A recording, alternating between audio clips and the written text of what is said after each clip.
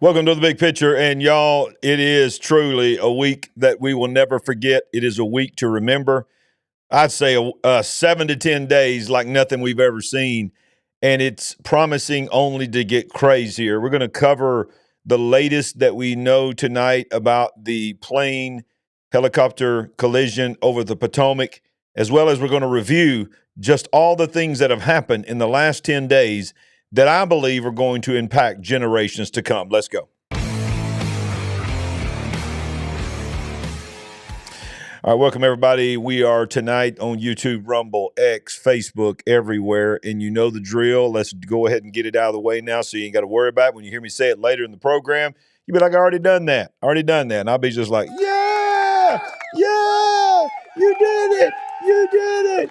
You hit the like button.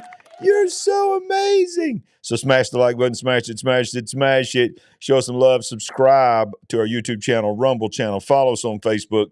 Follow us on X. Wherever you're at, show us some love. We appreciate it. We always want to remind you at the beginning, we hadn't done this in a while, but I want to remind you that we do have a live show every Monday, Wednesday, and Thursday right here at 7 p.m. Central Time. And we do breaking news throughout the day and throughout the week and can come on here at any moment. So that's why it's best to subscribe, enable notifications, and make sure you enable all notifications. And that'll be one of the best ways that you can be somewhat and I guess know when we're doing something online, because YouTube sometimes will not tell you. But let's get into it tonight. So what we're going to do tonight is we're going to, towards the end of the program, we're going to update you on what we know about the plane crash. We're going to show you some theories that people are talking about, some press and some comments from the president, comments from other people that are heavily involved, the people that are decision makers and so forth. But we're going to it's been so crazy, y'all. This is, at the time of this recording, it's been 10 days.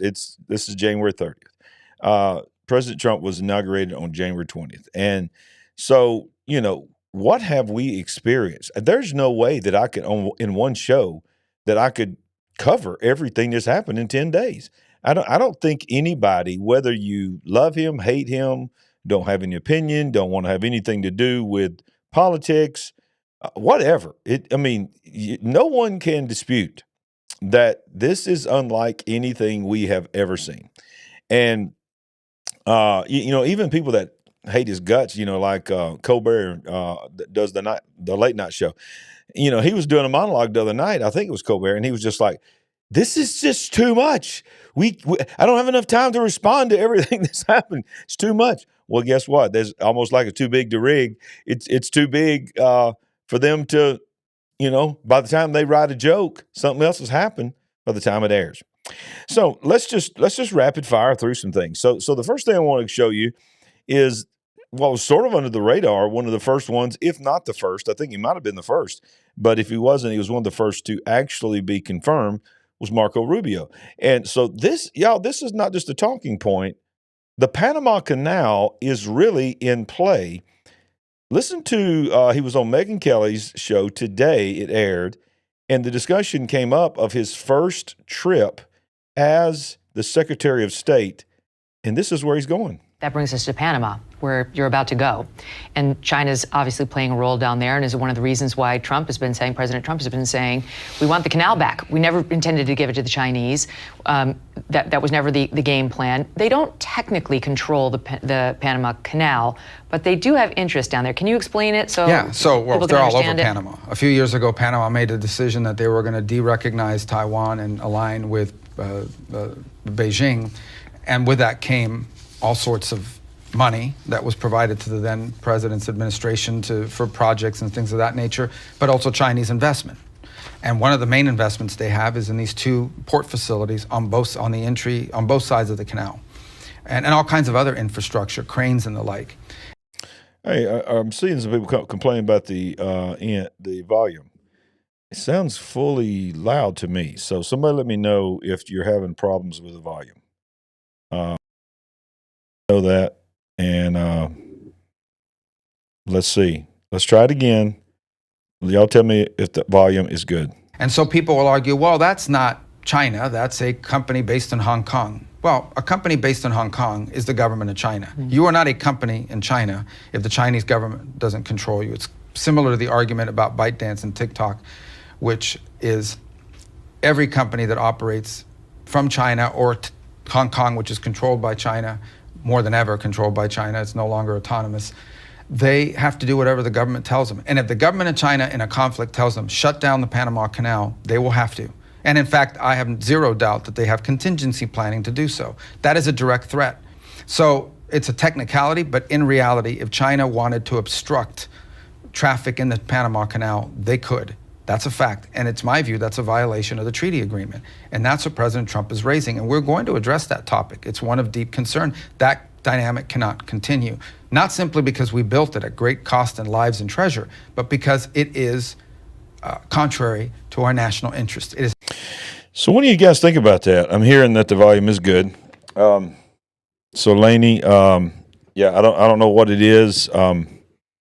Maybe if you've got headphones or something, maybe you can put some headphones in. But everybody else is saying that it sounds good.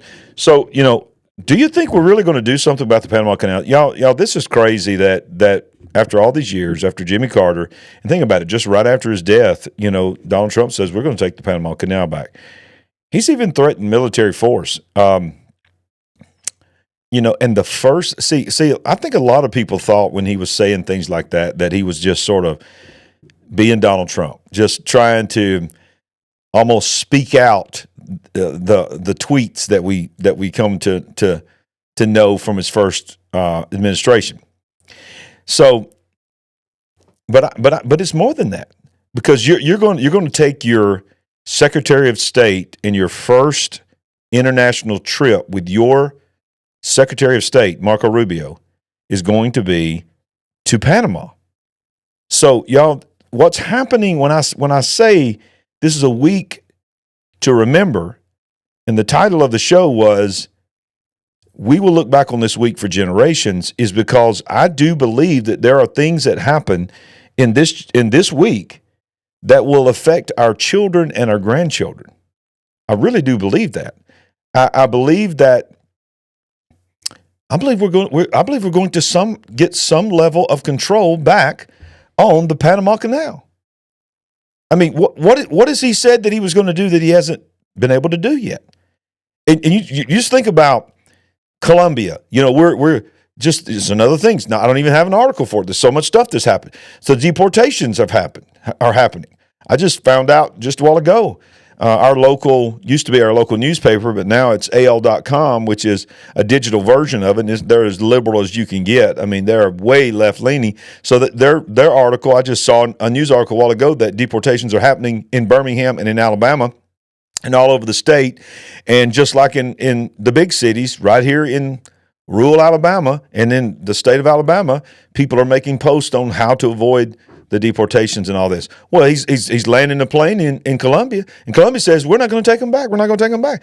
Well, he tweets out, okay, 25% tariffs, going to go up 50% tariffs next week. Let's see how you do that, big boy. Next thing you know, the communist president is sending his own plane, his own presidential plane to pick him up. And people are like, what just happened? Y'all, we are going to get access back to the Panama Canal. That's why I say this week will be a week that we remember. Because when I say week, I'm really talking about the 10 days, the 7 to 10 days that we just came through.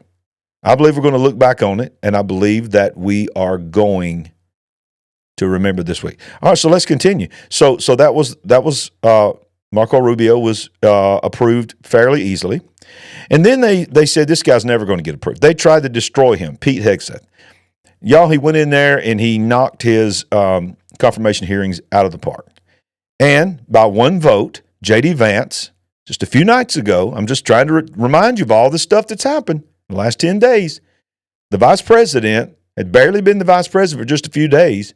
He had to go back into the Senate that he thought he was never going to vote in again and cast the tie-breaking vote for now our Secretary of Defense from the DOD. He's the defense secretary, Hegseth.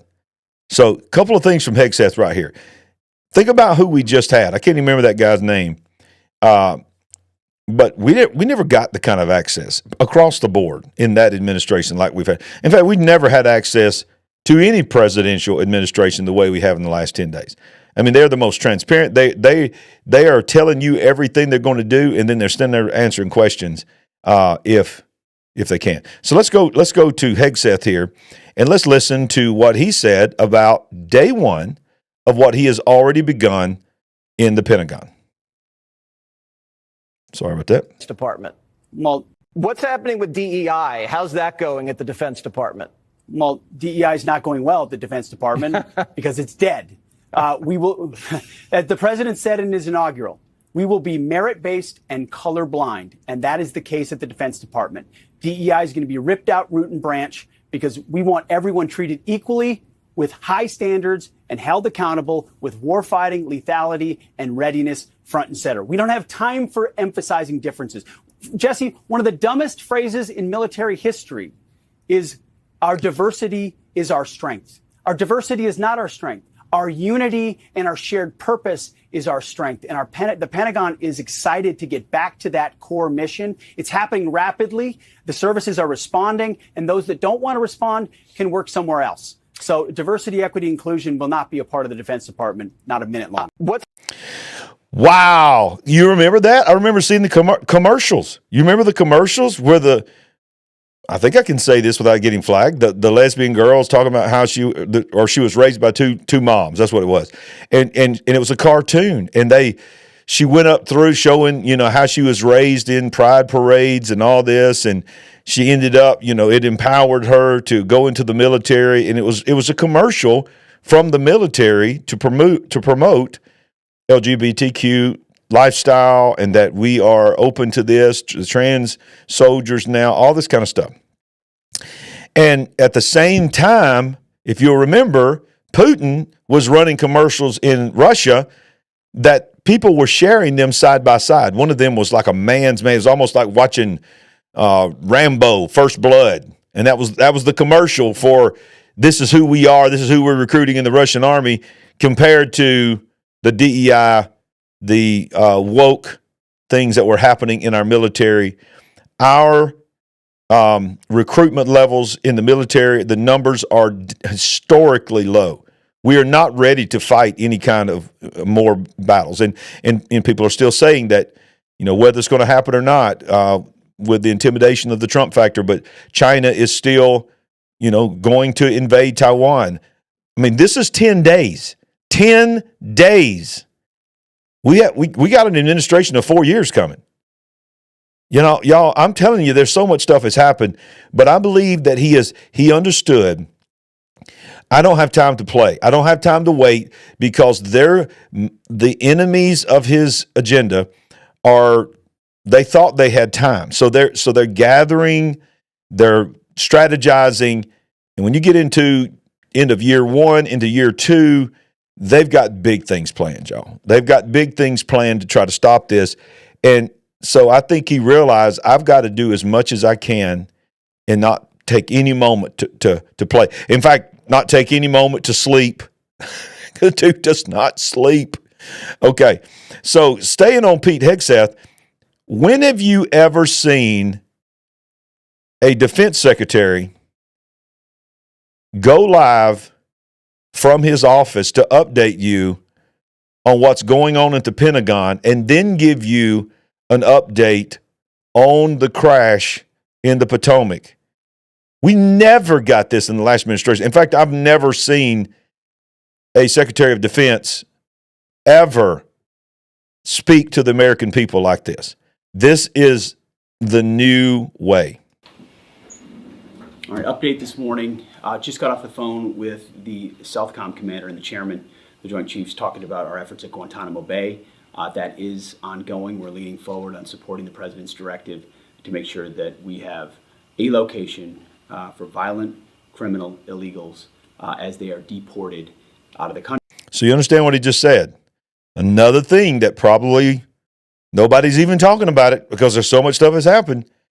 Remember, the Biden administration, as well as the Obama administration, was the first ones to do this.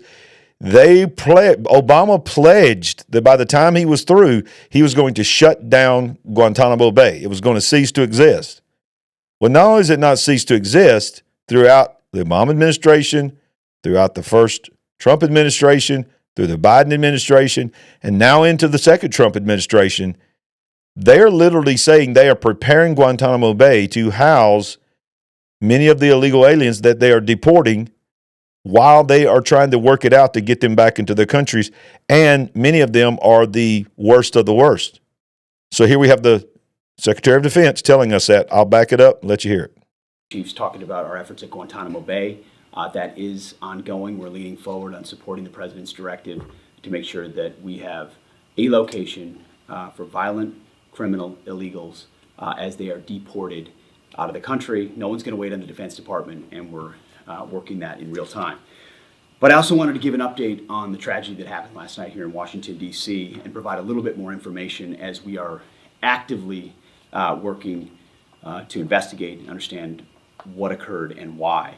At about 8:48 last night, a UH-60 assigned to the U.S. Army Aviation Brigade in the Military District of Washington, Fort Belvoir, Virginia, collided tragically with a civilian airliner.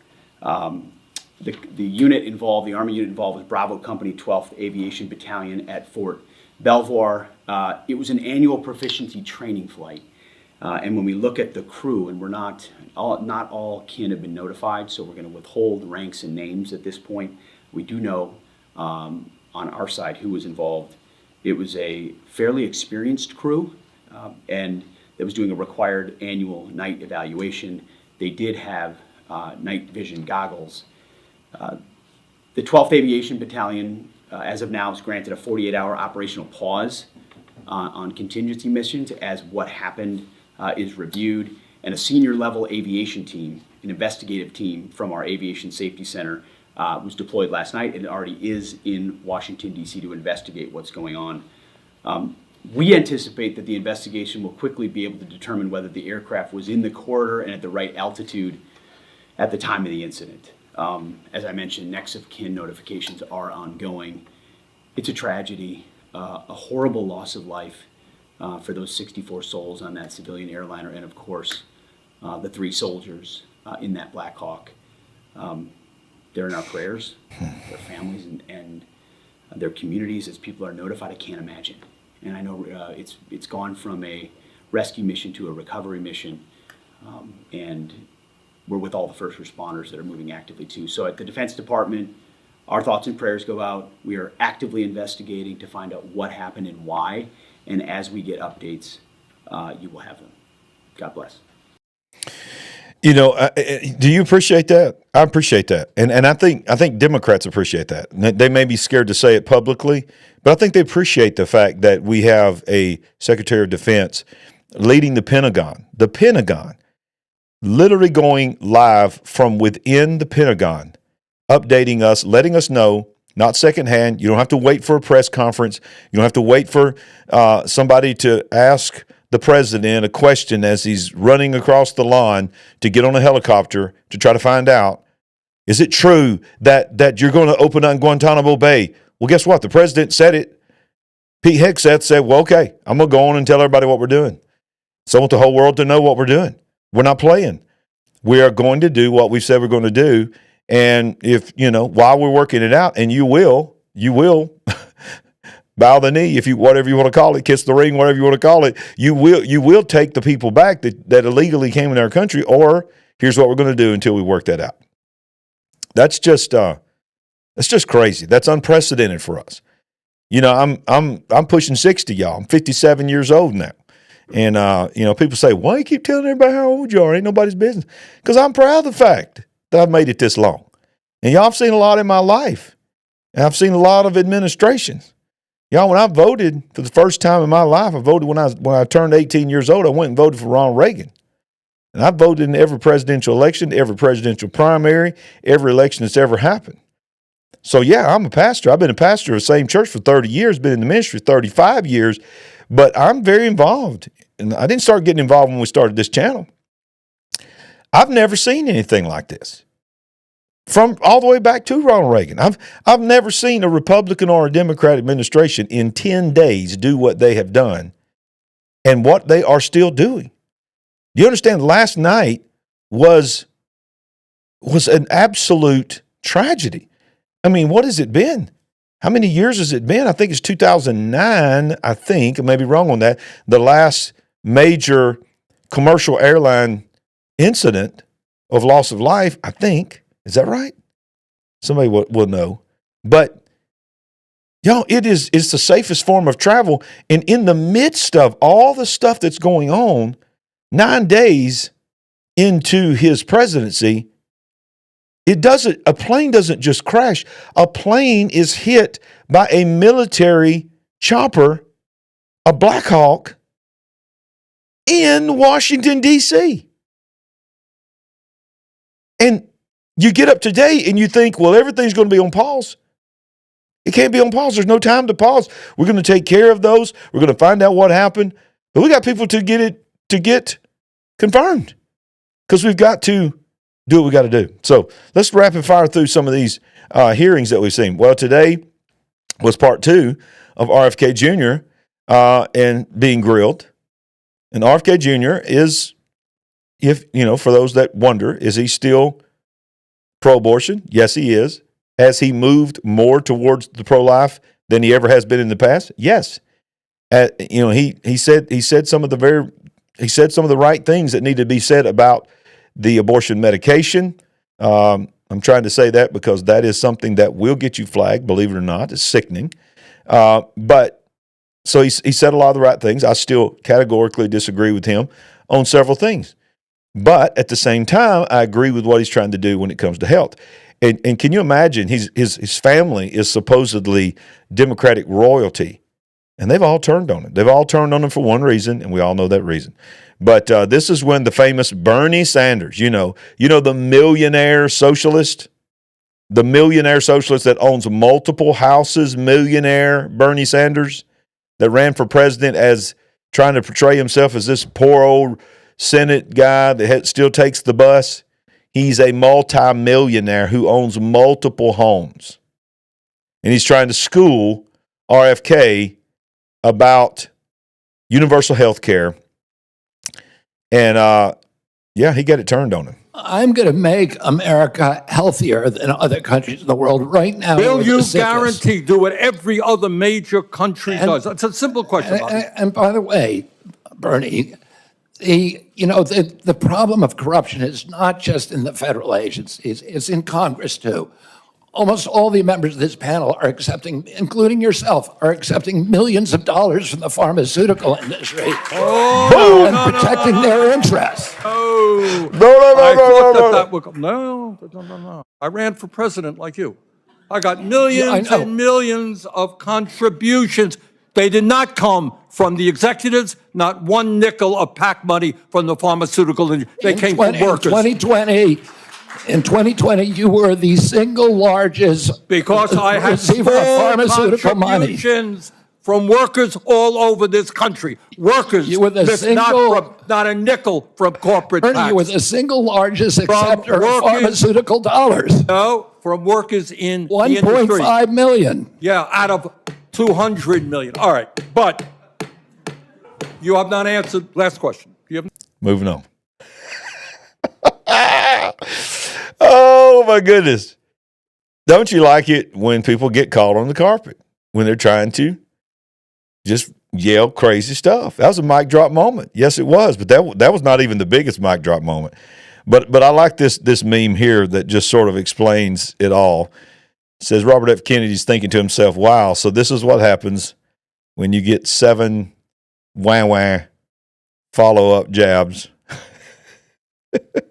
Say you're pro-vaccine. Just want to ask some questions. And yet your organization is making money selling a child's product to parents for $26, which casts fundamental doubt on the usefulness. Say you're pro-vaccine.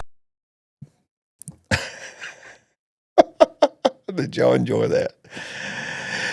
It's been a crazy week.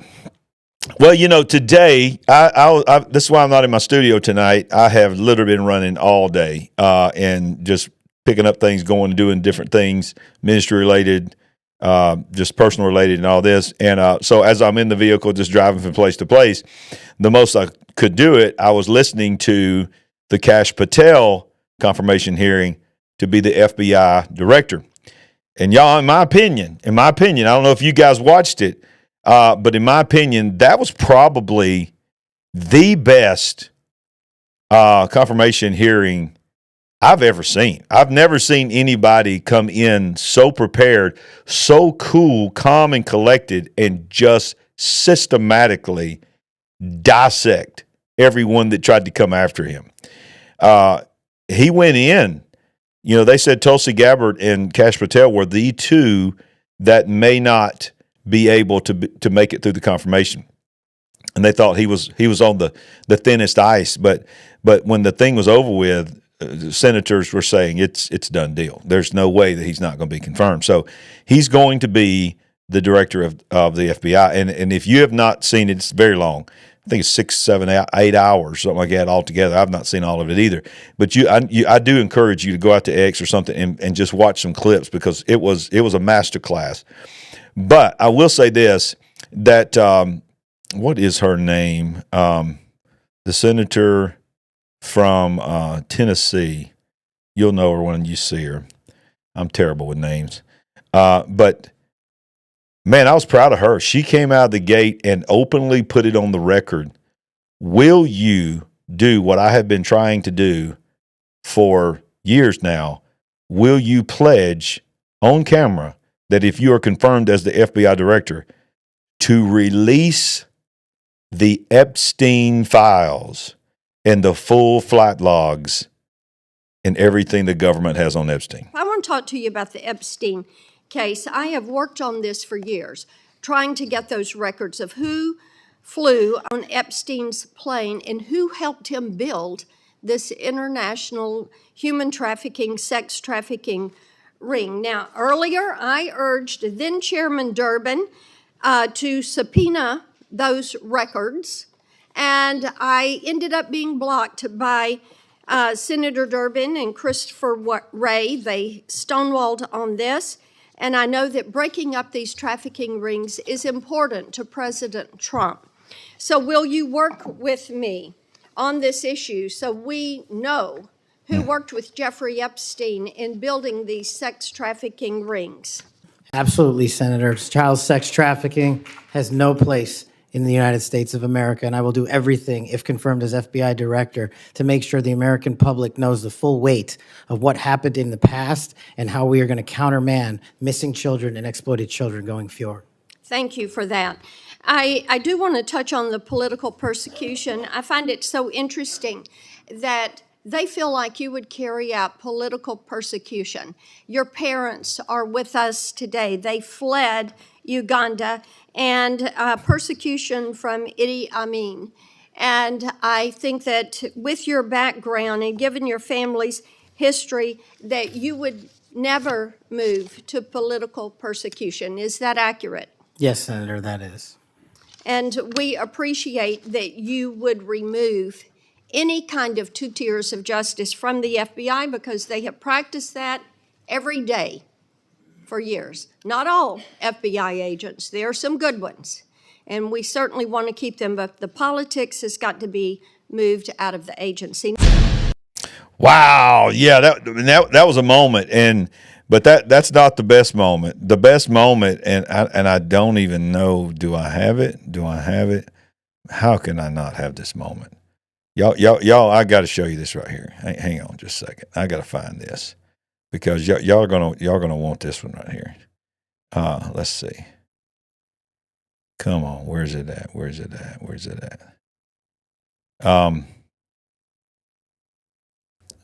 Come on. It's gonna take me just a second. Let's see. Let me zoom back out and search. Y'all, when he was, they were trying to corner him. Let's see. What's her name? Okay, come on. Y'all stay with me. Hey, we're live, y'all. We're live. Come on. It was everywhere earlier. Now it's nowhere. When he busted that. Oh, is this it?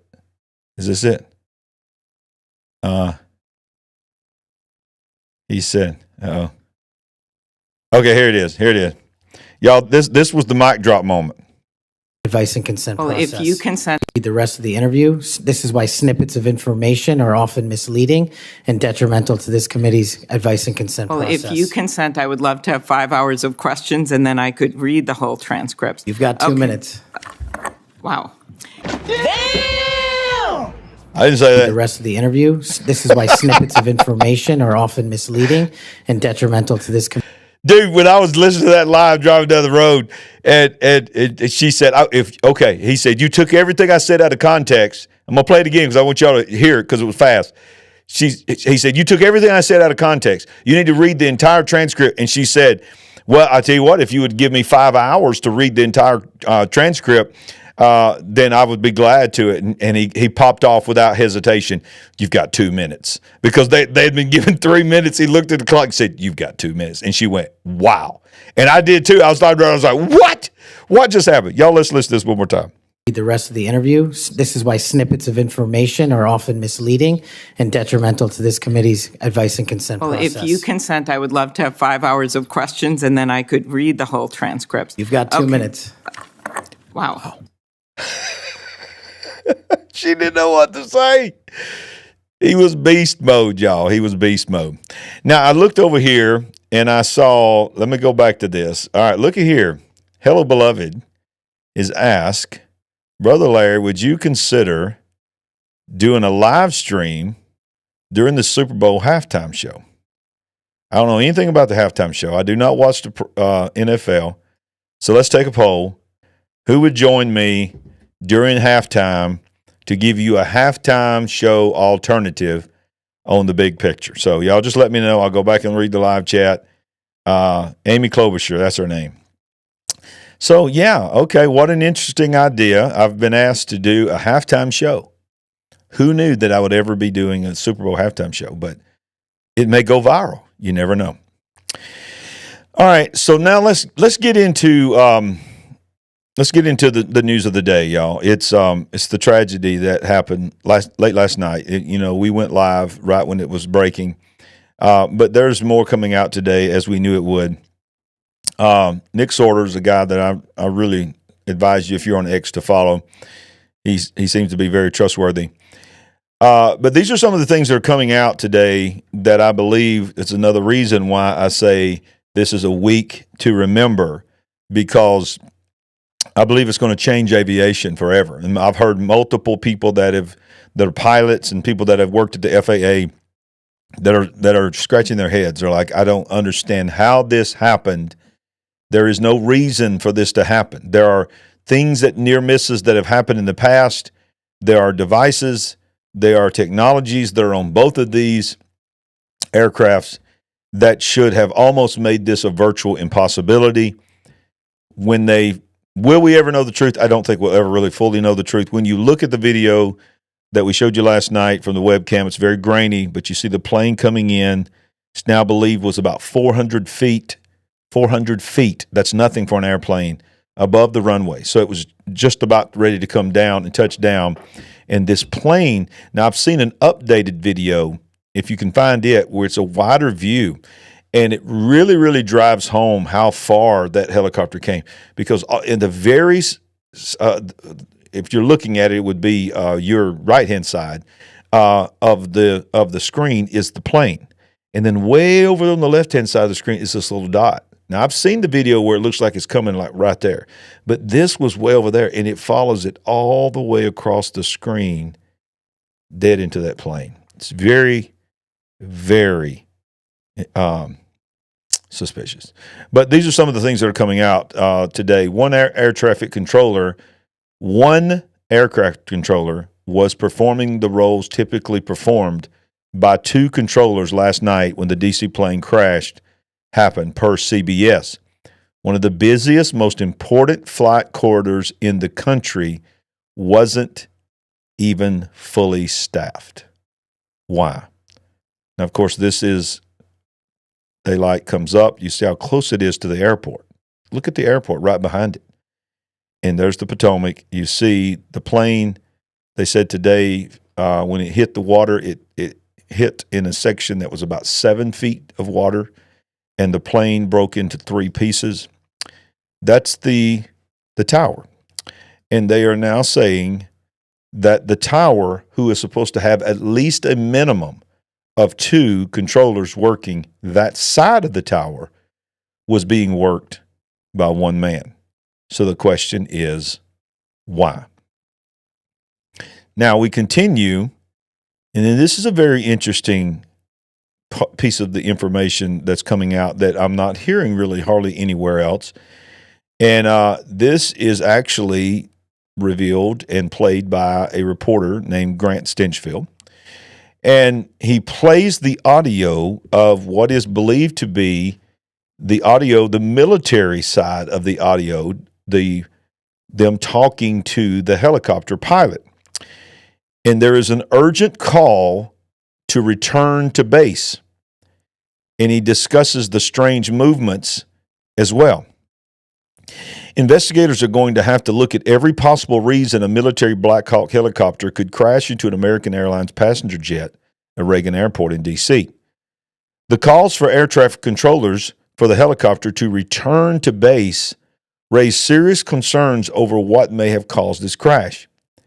We even pulled the altitude and flight tracking data that revealed sharp zigzags and a sudden drop in altitude moments before the crash. Here are the possible reasons for this disaster. These are his opinion. Mechanical failure, air traffic control failure, human error, nefarious action, pilot suicide, or a computer hack.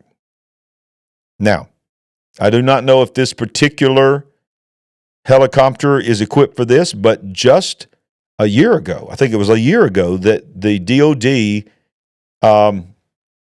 sort of brought out and portrayed and showed and revealed the new Black Hawks that could be flown remotely without a pilot. If they needed to fly it into a place that was too dangerous for a pilot, or if something happened to the pilot in the midst of battle, they could fly the chopper back to the base on its own. It's a remote-controlled, full-size helicopter.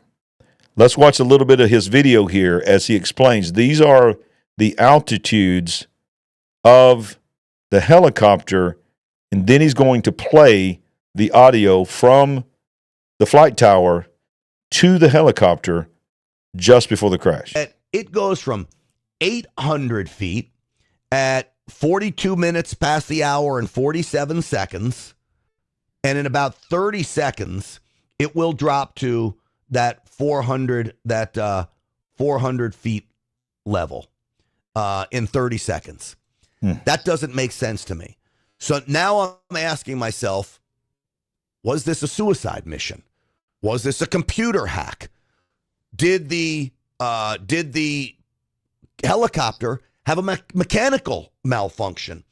I don't believe this is on the American Eagle pilot. I don't think there's anything that the American Eagle pilot could have done. And then you add into this recording of the audio of the plane being told to return back to base. So listen to this, folks. 503000, American 3130. Lucy 5347, go around, climb, maintain 3000, flight. Now they're going to ask the helicopter, okay, to return to base. 1000, heading, go around 3000, Blue Streak 5347. Blackjack 3, can you return to base? No answer. Blackjack 3, proceed directly to Glebe. I need you to land. I need you to land immediately. Can you go to Dollars for a few minutes? No answer. Officer 7, proceed due westbound. Contact Dollars Tower 120.1.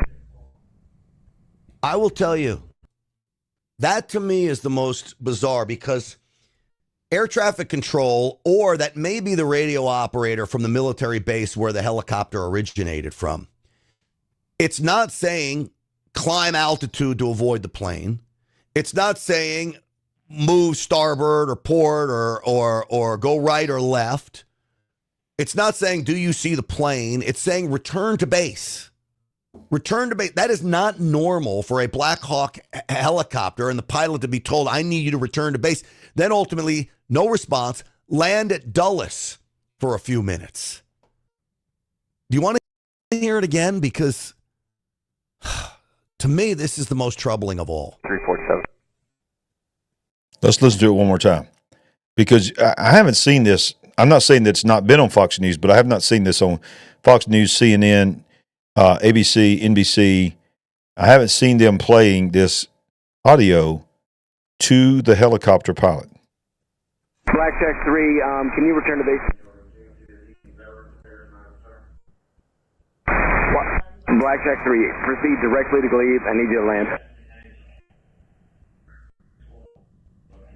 I need you to land immediately. Can you go to Dulles for a few minutes? Now, folks, combine that with the altitude change, right? The altitude literally changes from 1,100 feet, 800 feet, 700 feet, 600 feet, ultimately to a steep drop to 400 feet. And I'm told they crashed about 200 feet, all within 30 seconds right before the crash, as if the helicopter aimed for the plane. Now, I can't tell you that the helicopter aimed for the plane. I don't know that. But I do have common sense, and common sense will tell you nothing adds up here. So there again, this is Grant Stinchfield. This is allegedly. I'm not saying that this was that it was intentional. It's very unusual. It's very strange to me that you hear the command, land. We need you to land now. We need you to land now. Get on the ground. Then it goes to, we need you to return to base, and of which there is no response. There was no response. Has anybody sound like the brother crew members must have communicated back saying that they felt unsafe and command was telling them to land the chopper ASAP? Good point, Tabby. Let me put this up here. Sounds like the brother crew members must have communicated back saying they felt unsafe in command. Okay. Okay, you did hear that? I have not heard that. I don't watch the news that much, so and of course I was up late last night, so it has been played. I had not heard it before Grant Stinchfield. So yeah, that's an interesting thing. Why? Why do you think? What happened? Did they lose communication? Was there something else going on inside that cockpit of that helicopter? Very, very interesting point. And then you have this, that they're openly coming out and saying this. Initial FAA report indicates, and we touched on this earlier, but it's an official report now, saying that the staffing at the DCA air traffic control tower was, quote, this is their words, not normal at the time of the chopper plane collision. And of course, this is the fateful moment there. The explosion was captured on camera. But a preliminary FAA report indicated that staffing at the DCA air traffic controller tower was, quote, not normal at the time of the helicopter plane collision. According to NBC News, at the time of the collision, one controller was overseeing both helicopter and airplane traffic. Typically, one controller focuses on helicopter activity. So what they're saying is they usually have one designated, because there's so many choppers, you can imagine, in Washington, D.C. An American airline flight carrying approximately 64 souls collided with a Black Hawk helicopter near Washington, D.C. Reagan National Airport late Wednesday night. All 67 people have perished. Webcam video from the Kennedy Center showed the Black Hawk helicopter seemingly flying into the American Airlines plane. I know you've seen this, but let's watch it again. You can see the explosion down at the bottom. And then you see the little dot of the helicopter coming towards it, and then impact. That means right there at that moment, 67 lives were lost. These are just some of the pictures of the pilot, some of the people that's been lost. But the headline is, the FAA is admitting that it was not normal. I'm seeing what Pamela is saying here. I'm going to refresh. Gateway Pundit. Okay, I think this might be what you're talking about, Pamela. Revealed, this came out at 7:40, so this just came out while this is 6:40 our time, so it must have came out just before I went live. Passenger flight forced to abort landing at DCA due to helicopter crossing flight path 1 day before chopper plane collision. Interesting. I have not seen this. So we're reading this together for the first time. An American Airlines flight originating in Connecticut en route to Reagan Airport was forced to abort its landing due to a helicopter just 1 day before an American Airlines flight collided with a Black Hawk helicopter.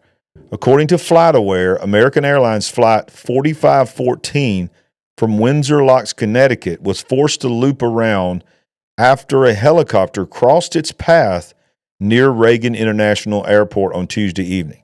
The plane looped around and landed safe. The plane, I should be saying plane, looped around and landed safely 13 minutes earlier. So let's watch this right here from Nick Sorter. So that's the flight track. 1 day, wow, because of a helicopter.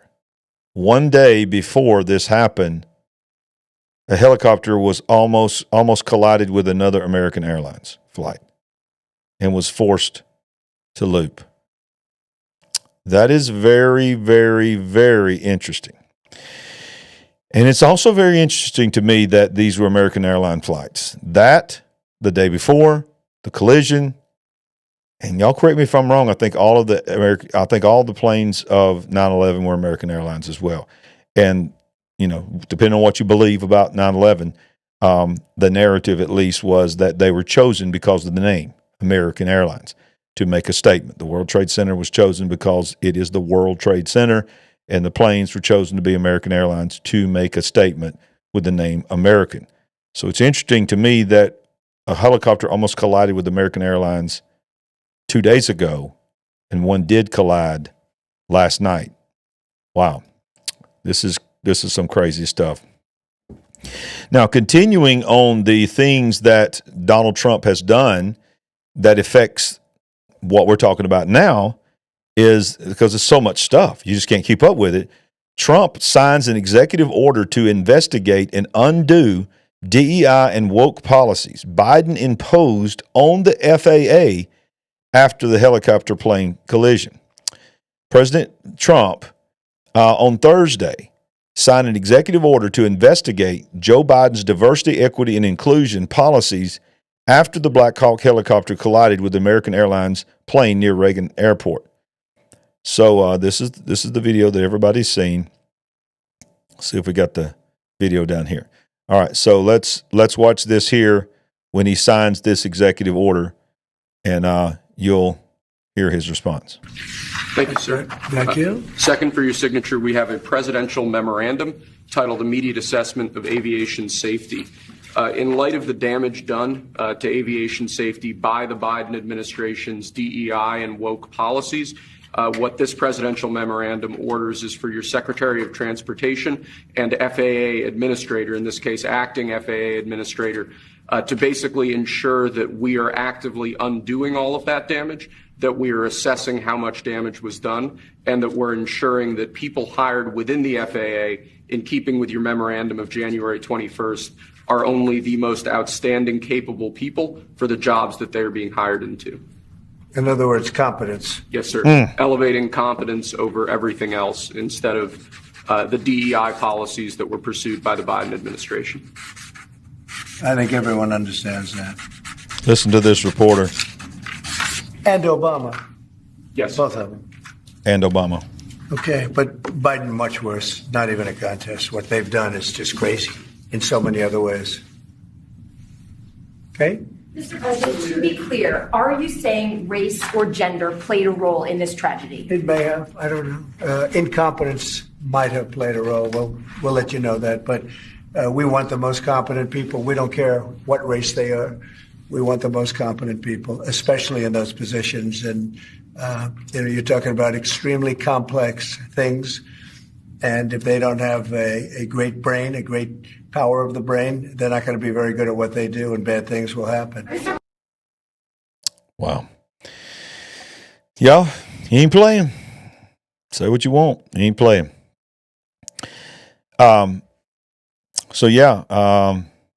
He also came out today and revealed that there was a push for, and I'm not going to try to say everything that he said, and I don't have the video tonight, but you can find it very easily, where he said that there was actually a policy change where they literally said, we want people who have we want people who are, and I say this respectfully. Please understand, I'm saying this respectfully, but this is what the president said, that they recruited specifically to be air traffic controllers, listing of multiple different handicaps, people that were had physical things that they could not function in life. They said, we are recruiting only those people who have a physical limitation to be there. I respect that. I respect that people with physical limitations ought to be able to work if they want to work. I'm not being hateful against that and prejudiced against that whatsoever. But he was just pointing out that they said nobody else can apply for this particular job in this season right now, only these people. And that's what DEI was about. Now, let's just real quick come down the backside of this mountain. Let's remember, we're talking about 10 days. This was just last night. We are only in the 10th day. Now, you remember within 24 to 48 hours, he came out with this. He came out and announced the largest investment of an infrastructure in AI in history, $500 billion. And then, of course, it all sort of went a little bit south for people that's on this channel after the big announcement. But let's first play the announcement and remember, it seems like it was 2 months ago. That was a week ago. This was a week ago. Three of the world's leading technology CEOs, and in the case of Larry Ellison, it's well beyond technology. He's sort of CEO of everything. He's an amazing man, an amazing business person. But to announce the largest AI infrastructure project by far in history, and it's all taking place right here in America. As you know, there's great competition for AI and other things, and they're coming in at the highest level. We're joined by Oracle Executive Chairman Larry Ellison. Yeah. SoftBank CEO, my friend Masa Yoshi's son, and CEO of OpenAI, and I would say by far the leading expert based on everything I read. All right, so we're not going to play the whole press conference. Many of you have seen the whole thing, but just reminding you that about a little over a week ago, there was an introduction of something called Stargate. When I heard Stargate, y'all, I flipped out because I'm like, okay, that's a portal. Okay, this is the name of this AI company, but they just named the name of the company a portal into another dimension. Okay, all right, that was enough. And then it was a big deal. Everybody was clapping, everybody was excited. This is huge. Even though we're scared to death of AI, it's going to be the end of all of us if you don't know Jesus. And then he invites Larry Ellison to come back up. Creepy Larry Ellison. I think he may be the fifth most richest man in the world, fifth or sixth most richest man in the world, maybe more, maybe higher than that. But he's definitely in the top 10. Owner of Oracle. And he steps back up and he tells the world that what he is believing, he's excited about, is this. One of the most exciting things we're working on, using the tools that Sam and Masa are providing, is a cancer vaccine. It's very interesting. It turns out, I'll be quick, all of our cancers, cancer tumors, little fragments of those tumors float around in your blood. So you can do early cancer detection. If you can do using AI, you can do early cancer detection with a blood test. And using AI to look at the blood test, you can find the cancers that are actually seriously threatening the person. So we can, again, cancer diagnosis using AI has the promise of just being a simple blood test. Then beyond that, once we gene sequence that cancer tumor, you can then vaccinate the person. Design a vaccine for every individual person to vaccinate them against that cancer.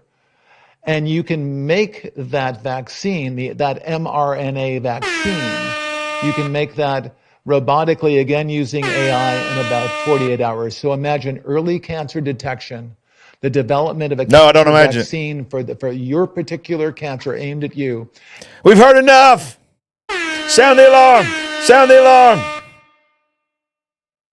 Y'all, it was at that moment I was just like, what in the world am I hearing? Can you not read the room? Can you not read the nation? We did not vote for this. We did not vote for this. And I'm saying this not just to Larry Ellison. I'm saying this to you, Donald Trump, because I know you watch the big picture. I know you do. I know somebody is tracking me in the White House. I got thrown out of Area 51. They know about me there. I'm on a list.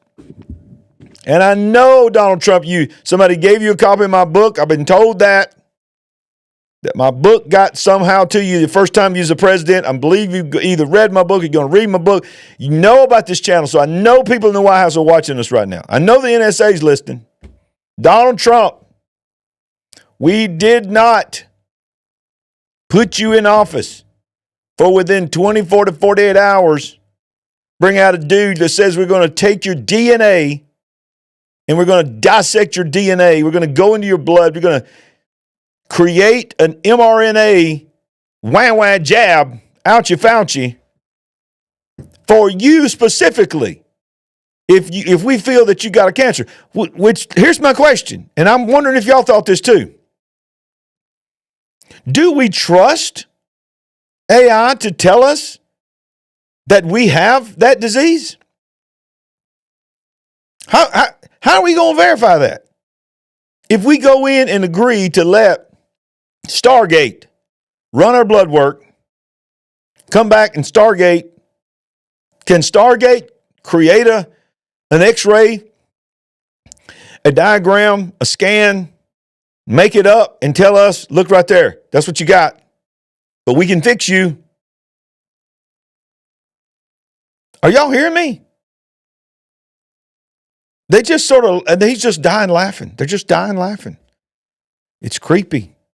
It's creepy, y'all. Larry Ellison. No. Everybody say it with me. No. We don't want it. So, let us review. You ready for your head to spin? This was today from The Guardian. And I'm going to read as fast as I can, and I want to let you know why I say this is a week to remember. Because there are things that happened this week that will affect generations. Some of them is going to be repealed. Some of them will never be repealed. Here we go. All of the executive orders Trump has signed so far, the president has signed orders to pardon January 6th rioters, scrap DEI policy, and end gender radicalism in military. So let's go right down. Here we go. It starts off by saying January 6th rioters withdrawing from the Paris Climate Accord. He also signed actions eliminating DEI. So let's hit them. Migrant detention center at Guantanamo Bay. We've already covered that. Gender affirming care. Trump signed an order that attempts to end gender transition for people under 19. Reshaping the military. Trump signed 3 executive orders on 27th of January that would reshape the military, removing diversity, equity, and inclusion efforts, eliminating gender radicalism from the military, and reinstating soldiers who were expelled for refusing the C-19 Ouchie Fauci. Executive order to develop an American Iron Dome, ordered on January 27th to begin the process of creating a next-generation missile defense shield, which the administration is referring to as the American Iron Dome. A review of disaster agency FEMA. The order. Trump ordered a review of the Federal Emergency Management Association, or FEMA, the disaster response agency, and suggested that there is political bias in the agency. Trump previously criticized the agency's response to Hurricane Helene. Declassified MLK, JFK, and RFK files. Trump ordered the release of thousands of classified documents on the assassination of John F. Kennedy, Robert F. Kennedy, and Martin Luther King Jr. Removing barriers to AI innovation and investing in digital financial assets. During the first week in office, Trump signed an executive order calling for a review of all Biden's policies on AI to remove policies that, quote, act as barriers to American AI innovation. A second order called for a working group to start work on crypto regulations. Ending birthright citizenship. On his first day in office, Trump targeted automatic citizenship for U.S.-born children of both undocumented people and even some legal immigrants. Put a freeze on refugee admissions. Trump signed an order suspending the country's refugee resettlement program starting on January 27th. Refugees may only be admitted on a case-by-case basis as long as their entry is in the national interest. Leaving the World Health Organization. He signed an order to have the U.S. exit the World Health Organization. Renaming the Gulf of Mexico. Trump ordered 2 name changes, the Gulf of Mexico and Alaska's Mount Denali, bringing common sense to government and renewing the pillars of American civilization. Trump ordered the Gulf of Mexico to be renamed the Gulf of America and Alaska's Mount Denali back to Mount McKinley. Revoking electrical vehicle targets. Trump revoked a non-binding executive order signed by Joe Biden aiming at making half of all new vehicles sold by 2030 electric. Reclassified federal employees, making them easier to fire. So he reclassified them as federal employees as political hires, making it easier to fire them. He declared a national emergency to unleash oil production in Alaska. He said his emergency is part of a barrage of pro-fossil fuels actions and efforts to unleash already booming U.S. energy production that included also rolling back restrictions in drilling in Alaska and undoing a pause on gas exports. Creating a policy recognizes only 2 genders. The order makes it official that there are only 2 genders, male and female. Pausing the TikTok ban. He temporarily delayed the enforcement of a federal ban on TikTok for at least 75 days, rescinding 78 Biden-era executive orders. Trump ordered 78 orders to be rescinded, including at least a dozen measures supporting racial equity and combating discrimination against gay and transgender people. Declared a national border emergency that says it will be along several immigration relation policies. What it means is executive order paves the way to send U.S. troops to the southern border and makes good on campaign promises to implement hardline immigration policies. Issuing pardons for January 6 defendants. What it means, Trump made his pledge to issue pardons. And there were more than 1,500 people federally charged in associated charges. They were pardoned. Withdrew from the Paris Climate Agreement. Self-explanatory. Did it the first time. Biden put us back in it. And that is just a partial list, y'all, of the week that we will never forget. A week to remember. Is your head spinning? That's only a portion of what has happened. That's why I believe that things that have happened, good and bad, like what just happened last night, it is the tip of the iceberg. I believe that, y'all, we are moving into some even darker times, some encouraging times, but there's going to be a lot of darker times because the world is evil and it's getting more evil every day. And I say this all the time. If you do not have a relationship with God, specifically Jesus Christ, it's going to be very, very difficult for you to survive what is coming. Maybe not even physically, but certainly mentally, emotionally, and spiritually. It will wear you out. I'm already wore out. Are y'all wore out? I'm wore out from this show. I'm wore out from just what we talked about tonight, and that's only a portion. So, of course, we pray for the victims of this horrible, horrible event that happened last night. 67 lives were gone. And I don't know if you knew this, but some of them were children. And quite a few of those that were on the plane was all from, what's her name, Kathy, is it Kerrigan? The ice skater? Nancy Kerrigan. Nancy Kerrigan has a skating club where she trains skaters. And she was very upset today because multiple people from her agency were on that plane. And children, Russian dancers, children, ice skaters, as well as coaches and just other people as well. There's so many names that we don't know about yet. And, of course, the military as well. But, we also got to pray for the people the first responders, the people that are out there dealing with that. It's just a difficult time right now.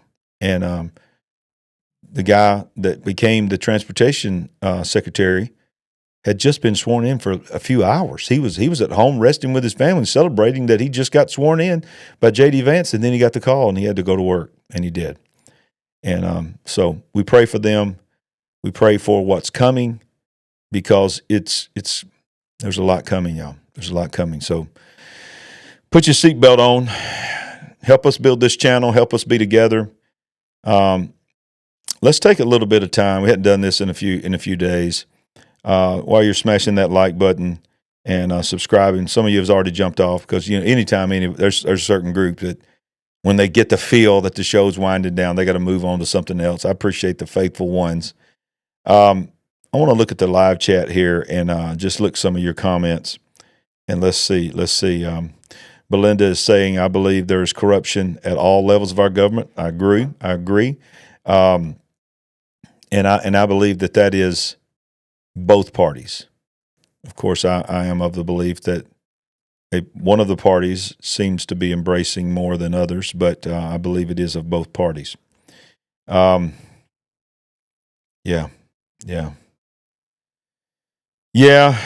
Zilran, I see what you're saying. Yeah. I know some of this I don't understand here, so I'm going to scroll back up here so I can get a little context. Yeah,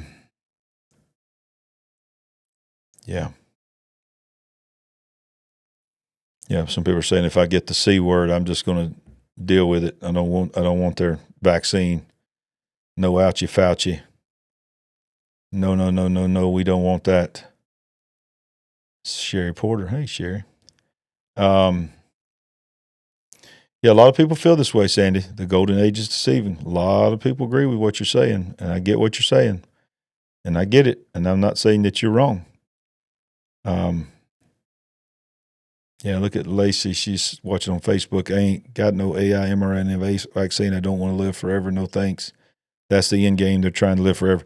Now, they are, but we know what they're trying to do to us because, we're those what they call the useful eaters. You ever heard that term? That's what the elite call us. We're not elite. We're not the billionaires. We can't afford the underground bunkers. But Cheryl said it. God is on our side. Yes, he is. Yes, he is. Yes, he is. Yes, he is. God is on our side. So, look, we're going to have to ride through some things together. That's why we need the big picture like we've never needed before. And I've always known.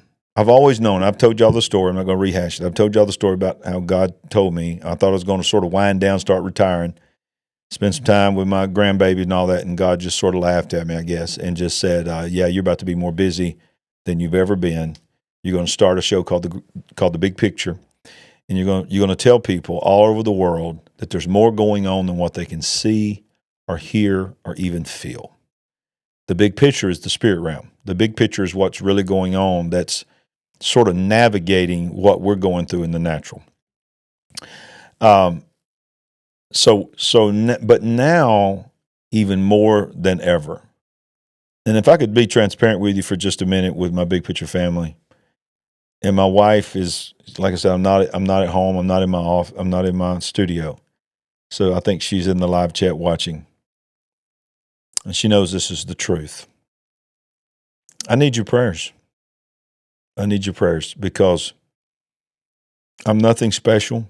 I'm no more important than anybody that's watching this live or on the replay. I would never say that. That's not what I'm saying. But I want to be real with you. It will wear you out because this is not all I do.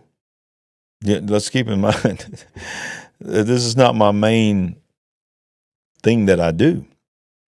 I am a pastor of a church, and I pastor that church full time. I'm also a husband. I'm a papa. I'm a father, and I'm also a pastor to pastors. So, and by the way, while we're just being real with each other, many of you have asked, why they call you bishop? Why somebody call you bishop and other people call you pastor? Don't freak out about that, okay? I don't care what you call me. The reason some people call me bishop is because bishop means it's not a Catholic term. Okay, some people say, are you a Catholic? And I'm not even bashing Catholics. Bishop is not a Catholic term. Bishop is a biblical term. It is the English version of the word overseer. That's all bishop means. It doesn't mean you're an elite. It just means that you oversee some things. So years ago, I have a network that I lead, a network of pastors, a network of ministers that I founded with some other folks. And we have a Bible college and all that. And there's multiple pastors and ministers that look to me to be as they're pastoring and ministering in their own ministry, and I am their covering, if you will. So that's what bishop means. So, I was ordained bishop through that. So I'm a pastor to pastors. I'm a pastor to my church. And then I got the big picture. So it's not always easy. And it's not just the fact that I'm tired a lot of times. It's the battle. And when I feel, and the reason I'm asking for your prayers now is I'm not playing a little violin. Oh, woe is me, poor little old Larry. Because I know I don't have to do this. I can stop at any time. I enjoy doing it. But I need your prayers because I know in my spirit what is coming. I know it. Now, can I tell you specifics? No. But I know that I'm going to be covering, and we're going to be riding through some things that are going to be difficult. They're coming. And as every day of my life goes by, I become more and more aware of while sitting on that back porch, God spoke to me and told me, I truly felt it in my spirit to start this channel. He knew what was coming. He knew the big picture more than I ever knew the big picture. So I need your prayers. I need your prayers for support. Maybe some of you might want to partner with us. Go to our website, become a partner, maybe do a super chat, super thanks. We don't do it for that reason. But I know the Lord will bless you if you do that. I think it's good ground. But more than anything, if you never can sow a single offering, if you can't buy the book, if you can't buy the course, if you can't become a member, whatever, that's okay. It's never going to be required. But what I am asking you to do, if you are a believer, to pray for me. Pray for me not just for strength in my body and strength in my mind, but strength in my spirit, because difficult days are ahead. But you know what? I'm going to be right here. The devil can't stop me. And I know you're going to be right here too, because God has brought us all together. It blows Sandy and our minds. We get comments from people all over the world that are some of the kindest, most encouraging comments. Of course, we also got the haters, and that's okay. I just laugh because I'm like, okay, we're doing our job. And we must be getting in the algorithm because YouTube's putting us in front of people who would never just be looking for us. Maybe we're opening some minds, opening some eyes and helping some people. Oh, I see this right here. I see all these. I'm going to go back and read all of these. But just throw one up there. MBS, I pray for you every day. That's mind-boggling to me. Thank you for that super chat, Yali Knock. That's just mind-boggling to me. It just really, really blows our mind to know that there's so many people watching us right now that I'll probably never see face-to-face that are praying for us every day. And yeah. What are you trying to do, man? Go for 3, trying to make me cry here. Remember what your beautiful wife once told you. I see greatness in you. Yep, she sure did. And I see greatness in you. We're in this together. All right, I'll be on here sometime tomorrow, probably covering something. So be making sure you're looking out for us. Show us some love. Share this. And we love you. And we ain't woke. We certainly are awake. Here's how you can support us if you'd like to. Would you like to help us build the big picture family?